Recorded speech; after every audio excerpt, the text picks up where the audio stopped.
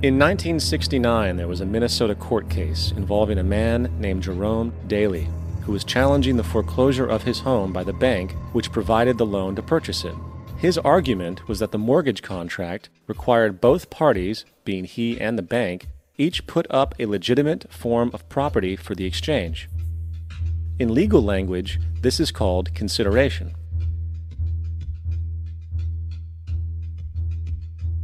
Mr. Daly explained that the money was, in fact, not the property of the bank, for it was created out of nothing as soon as the loan agreement was signed. Remember what modern money mechanics stated about loans? What they do when they make loans is to accept promissory notes in exchange for credits. Reserves are unchanged by the loan transactions, but deposit credits constitute new additions to the total deposits of the banking system. In other words, the money doesn't come out of their existing assets. The bank is simply inventing it, putting up nothing of its own, except for a theoretical liability on paper. As the court case progressed, the bank's president, Mr. Morgan, took the stand, and in the judge's personal memorandum, he recalled that the plaintiff, bank's president, admitted that, in combination with the Federal Reserve Bank, did create the money and credit upon its books by bookkeeping entry. The money and credit first came into existence when they created it. Mr. Morgan admitted that no United States law or statute existed which gave him the right to do this. A lawful consideration must exist and be tendered to support the note. The jury found that there was no lawful consideration, and I agree. He also poetically added, "Only God can create something of value out of nothing." And upon this revelation, the court rejected the bank's claim for foreclosure, and Daly kept his home. The implications of this court decision are immense. For every time you borrow money from a bank, whether it is a mortgage loan or a credit card charge, the money given to you is not only counterfeit, it is an illegitimate form of consideration, and hence voids the contract to repay, for the bank never had the money as property to begin with. Unfortunately, such legal realizations are suppressed and ignored, and the game of perpetual wealth transfer and perpetual debt continues. And this brings us to the ultimate question: why? During the American Civil War, President Lincoln bypassed the high-interest loans offered by the European banks and decided to do what the Founding Fathers advocated, which was to create an independent and inherently debt-free currency. It was called the greenback.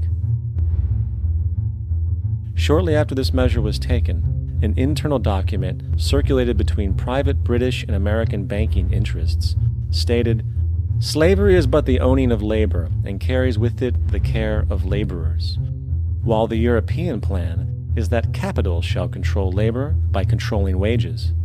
This can be done by controlling the money. It will not do to allow the greenback, as we cannot control that." The fractional reserve policy perpetrated by the Federal Reserve, which has spread in practice to the great majority of banks in the world, is, in fact, a system of modern slavery. Think about it. Money is created out of debt.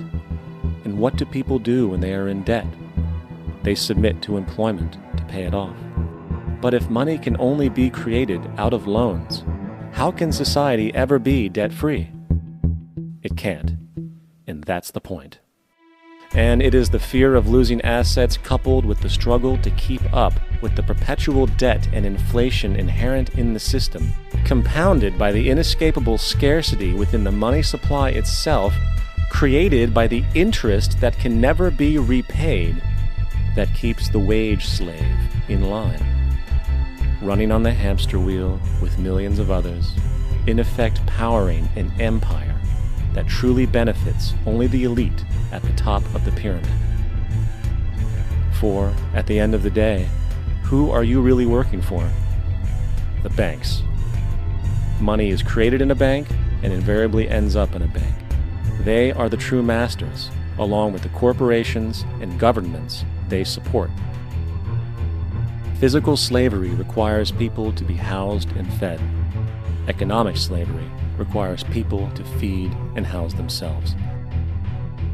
It is one of the most ingenious scams for social manipulation ever created, and at its core, it is an invisible war against the population. Debt is the weapon used to conquer and enslave societies, and interest is its prime ammunition. And as the majority walks around oblivious to this reality, the banks, in collusion with governments and corporations, continue to perfect and expand their tactics of economic warfare, spawning new bases, such as the World Bank and International Monetary Fund, while also inventing a new type of soldier, the birth of the economic hitman.